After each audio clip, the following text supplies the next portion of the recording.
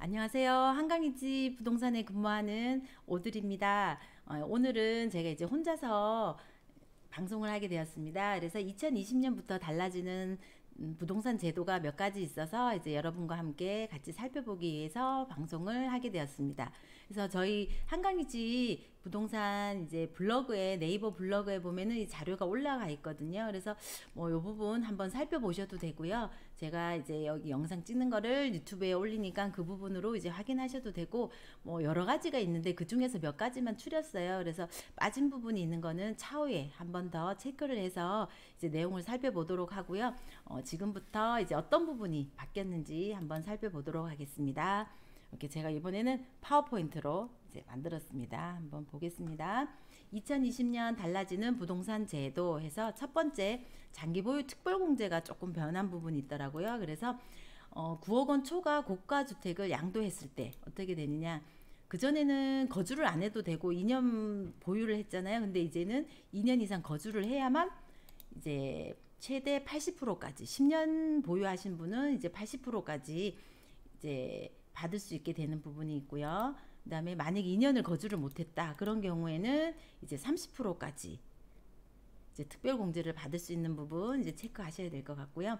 그다음에 요번에 그 12, 16 정부 이제 대책 나왔잖아요. 거기에서 이제 나온 부분인데 다주택자 양도소득 중과 한시적 배제해서 12월 17일부터 시행을 하고요. 그래서 조정지역 내에서 10년 이상 보유를 한 경우에는 2000년 6월 말까지는 이제 이런 시행을 해준대요. 양도소득세 중과 제재를 배제. 이 오타가 났네요. 배제인데 제재라고 했네요. 그래서 보통 1가구 2주택 경우에는 이제 세율이 10% 중과 1가구 3주택은 20%인데 이 부분을 이제 배제시켜 준다는 부분이고요. 그 다음에 장기보유 특별공제도 적용을 받을 수 있게 되니까 다주택자 여러 개 이제 주택을 가지고 있는 뭐 흑석동은 해당이 되거든요. 그러니까 이제 해당이 되시는 분들은 이제 2000년 6월 말까지 이 부분을 이제 혜택을 보시는 게 좋으실 것 같고요. 그래서 뭐 이렇게 매도나 뭐 이런 이제 상담을 원하시는 경우에는 저희 한강이지 부동산에 오셔가지고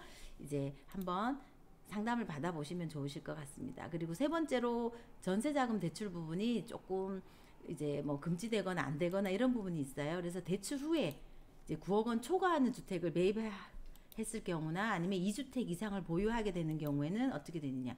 전세자금 대출 받은 거를 회수를 한대요. 그래서 이 부분 좀 체크하셔야 될 거고, 그 다음에 이제 공적 그 이제 뭐냐 허그나 주택보증공사에서 나오는 보증을 받아서 대출을 받았는데 근데 안 됐잖아요. 근데 이번에는 이제 사적인 서울 보증보험 보증까지 안 돼서 대출을 안 되게 그렇게 이제 시행을 할 예정이라고 하니까 요 부분도 이제 전세자금 대출을 받아서 주택을 매입한다거나 2주택자가 되는 부분은 이렇게 이제 제재가 있는 부분이니까 체크하시면 좋으실 것 같고, 네 번째로 취득세율이 이제 조금 변경이 됐어요. 그래서 6억 원 초과 9억 원 이하 주택 매입 시에는 이제 그 취득세율이 조금 세분화되어서 취득 금액이 1.01에서 2.99 이렇게 세분화돼서 이제 조금 더 혜택을 볼 수 있는 부분이 있고, 그 다음에 세 채 이상 그 세대가 추가로 주택을 매입했을 경우에는 취득세율이 이제 4%로 이제 책정이 되어 있다는 부분 이렇게 변경이 되었네요. 그리고 다섯 번째 주택 청약 시스템이 2월부터는 원래는 금융결제원에서 주택 청약 시스템을 이용해서 이제 청약을 했는데 2월부터는 한국감정원에서 이제 주택 청약 시스템을 이용해서 청약을 할 수 있게 된 부분 이제 체크하시면 될 것 같습니다. 그리고 또 이제 변화된 게 부동산 실거래 신고를 2월 21일부터는 원래 부동산을 이제 매입하고 나서 그 이제 투기 지역이나 이런 부분에서 이제 뭐 60일 이내에 이제 신고를 해야 되잖아요. 그런데 2월 21일부터는 60일에서 어떻게 30일로 단축이 한 달 내에 이제 실거래 신고를 해야 되는 부분이 이제 생겼고, 계약이 이제 뭐 무효가 되거나 취소되거나 해제되었을 때도 확정된 날로부터 30일 이내에는 이제 무조건 신고를 해야 된대요. 그리고 만약 신고를 안 했을 경우는 어떻게 되냐, 과태료 500만 원 생기니까 이제 30일 이내에 꼭 생겨서 실거래 신고를 하시기 바랍니다.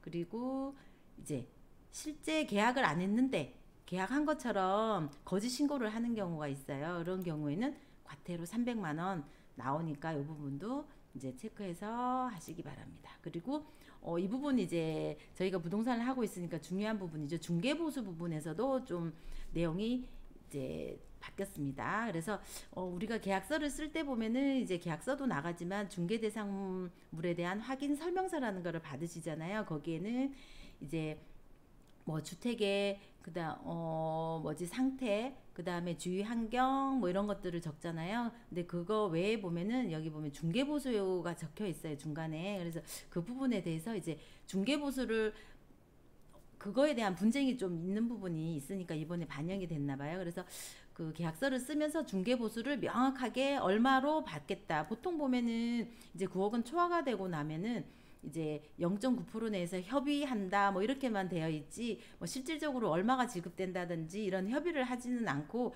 이제 잔금 치를 때 그런 내용을 많이들 얘기를 하거든요. 그래서 뭐 분쟁이 생기는 경우도 있더라고요. 그래서 이번에 하면서 중개보수를 이제 계약서 쓰면서 확인 설명서 상에 명확히 설명하고 협의를 한 다음에 이제 양 당사자로부터 매수인, 매도인, 임대인, 임차인으로부터 이제 그러니까 서명을 해서 확인을 받아야 되는 부분이 있습니다. 그렇게 체크하시고 그다음에 또 중요하게 바뀐 게 여덟 번째로 자금 조달 계획서를 이제 제출해야 되는 부분이 있어요. 어떤 게 있나 한번 보겠습니다. 3월 달부터 시행이 되고요. 이제 그전에는 그 투기 지역에서만 이렇게 했는데 지금은 조정 대상 지역 3억 원 이상이 되면 주택에 대해서는 무조건 해야 되고 또 비규제 지역은 6억 이상 주택에 대해서는 이제 자금 조달 계획서를 꼭 제출을 해야 되고 지금 또 여기 중요한 부분이 이제 투기 과열 지구에 9억 원 이상 9억 원 초과되는 주택에 대해서는 이제 조금 서류가 많이 제출을 해야 되는 게 있어. 어떤 게 있냐면 자금 조달 계획서는 내야 되고요. 그다음에 소득 금액 증명문도 내야 되는 부분이 있고요.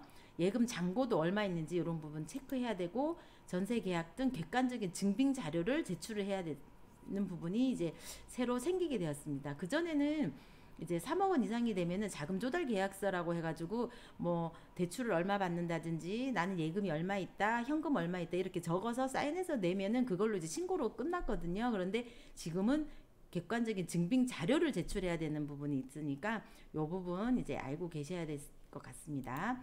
그리고 불법 전매, 재당첨 제한 이 부분 또 살펴볼게요. 분양가 상한제 주택이나 투기 과열 지구에 있는 주택들은 10년 동안 재당첨 제한이 되고요. 조정지역 대상 내에서는 몇 년이냐? 이제 7년 재당첨 제한이 있으니까 이 부분 체크하셔야 되죠. 그전에는 한 5년으로 되어 있었잖아요. 그래서 근데 지금은 이제 어디 쪽에 내가 그 분양권이나 뭐 이런 거를 했을 때는 이제 10년, 7년 이런 부분 체크하셔야 될 것 같습니다. 그리고 민간 택지 분양 상한제가 이제 시작이 되었잖아요. 그래서 이 부분 볼게요. 이제 내년 2020년 4월 29일 이후에 입주자 모집 공고 신청을 하는 단지에 대해서는 이제 5년에서 10년 전매 제한이 있고요. 그리고 또 2년에서 3년 실거주를 꼭 하셔야 되는 부분이 있어요. 그러니까 이 부분 꼭 체크를 하시고 그다음에 이제 공동주택 관리비를 공개를 한대요. 이거는 4월 20일부터 시작이 되는데 전에는 이제 뭐 300세대 이상이 되면은 뭐 관리비를 공개하는 부분이 있었는데 지금은 이제 100세대 이상이 되면은 무조건 이제 이렇게 관리비를 공개를 해야 된대요. 이게 보면 관리비, 사용료, 장기수선 충당금 등 21개의 항목에 대해서 이제 공개를 해야 관리비 공개를 하니까 조금 더 이제 깜깜이 관리비에서 좀 투명한 부분이 생긴 거라고 생각이 됩니다.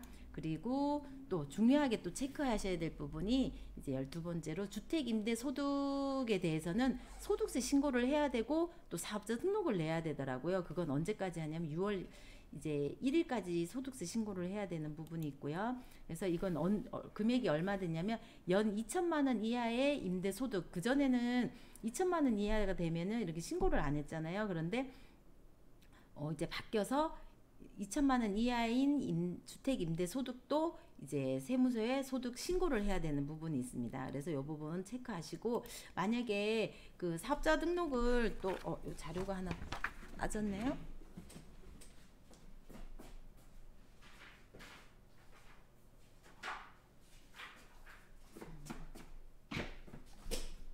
네. 그리고 이제 이렇게 소득세 신고를 하는 거 외에도 사업자 등록을 해야 됩니다. 그래서 보면은 2020년부터는 사업자 미등록을 하면 가산세를 내게 돼요. 이제 그 주택임대소득의 0.2%를 미등록 가산세로 내야 되니까 이 부분은 이제 꼭 신고를 하셔야 되고, 혹시 이제 그 연 2천만 원 이하 주택임대소득자는 근데 무조건 뭐 이렇게 종합과세로 가는 게 아니고, 내가 이제 분리과세를 할지 종합과세를 할지 그 부분은 이제 선택해서 할 수 있는 부분이 있으니까 요거는 선택해서 꼭 신고하시고 사업자 등록증도 내시기 바랍니다. 그리고 이런 부분이 있더라고요. 저희 잘 몰랐는데 요번에 내용을 체크를 하면서 알게 됐어요. 13번째로는 월세를 이제 신용카드로 납부를 할 수 있게 되는 부분이 있더라고요. 그래서 언제부터 되냐면 한 6월부터 된다고 하더라고요. 그래서 월 200만 원 한도 내에서 이제 임차인은 임대인에게, 집주인에게 이제 신용카드로 낸다, 이렇게 해서 할 수가 있더라고요. 월세를 이제 부동산 월세를 신용카드로 납부할 수 있는 시대가 된 것 같습니다. 그래서 현재는 신한카드에서 준비를 하고 있다고 하니까 한 6월쯤에는 이제 나오면 이런 것도 이용을 하시면 좋을 것 같습니다. 그리고 또 14번째로 보면은 이제 허위매물 공인중개사를 처벌을 한다고 합니다. 이거는 8월부터 시행하는데, 사실 저희도 뭐 광고를 올리고는 있지만 네이버에나 아니면 다른, 그다음에 뭐 이런 거를 얘기를 해도 되나? 무슨 다방, 직방 여러 가지들 많잖아요. 거기에 보면은 실질적으로 뭐 사진이라든지 아니면 이 집이 있는지 알고 갔더니 나중에 보면 다른 집을 보여줘요. 엄청 넓고 좋았는데 가보면 진짜 집이 좁고, 원룸 같은 경우에는 그러더라고요. 그런 경우에는 좀 허탈한 마음이 좀 들기도 하잖아요. 그래서 그런 부분에 대한 이제 제재가 생기는 것 같습니다. 그래서 인터넷이나 모바일 등에 나온 허위 매물을 모니터링을 해서 이거를 국토교통부에서 직접 진행을 한답니다. 그렇게 해서 어떻게 되느냐, 허위 과장 광고를 하는 공인중개사가 있으면 짠, 과태료 500만 원을 부과할 수 있다고 합니다. 그러니까 뭐 공인중개사로 지금 부동산 중개를 하시는 분이나 이제 이 부분을 체크하셔가지고 여기에 해당이 안 되도록 진짜 직접 좋은 허위 매물 말고 이제 원 매물을 이제 올리도록 하면 좋겠습니다. 그러면은 이제 뭐 이제 집을 구하시는 분이나 이런 분들에게 더 정확한 자료로 이제 중개를 할 수 있겠죠. 네, 그 다음에 요 뒤에 부분 공모형 리츠 부동산, 또 오타네요. 부동산 펀드 세제 혜택 확대, 요 부분은 한 번 더 자료를 봐야 되는데 이렇게 세제 혜택이 조금 확대되는 부분이 있다고 합니다. 그리고 단독주택, 꼬마 빌딩 등 이제 등에 대해서 이제 상속세, 증여세 이제 과세 기준을 전에는 기준시가였는데 지금은 감정가로 해서 과세 기준을 책정한다고 합니다. 그리고 이제 공시지가가 9억 원 이상인 고가주택에 대해서는 부동산 종합세율이 0.1에서 0.8% 정도 인상되는 부분. 그 세율에 관해서는 이제 세금 부분에 대해서는 차후에 더 한번 자세하게 어떻게 변했는지 이거는 차후에 한번 더 확인을 해서 이렇게 영상으로 제공하도록 하겠습니다. 그럼 여기까지 이제 제가 준비한 이제 2020년 바뀌는 부동산 제도에 대해서 이제 알아봤습니다. 그럼 다음에는 더 좋은 자료로 이제 좋은 알찬 내용으로 만나 뵙도록 하겠습니다. 감사합니다.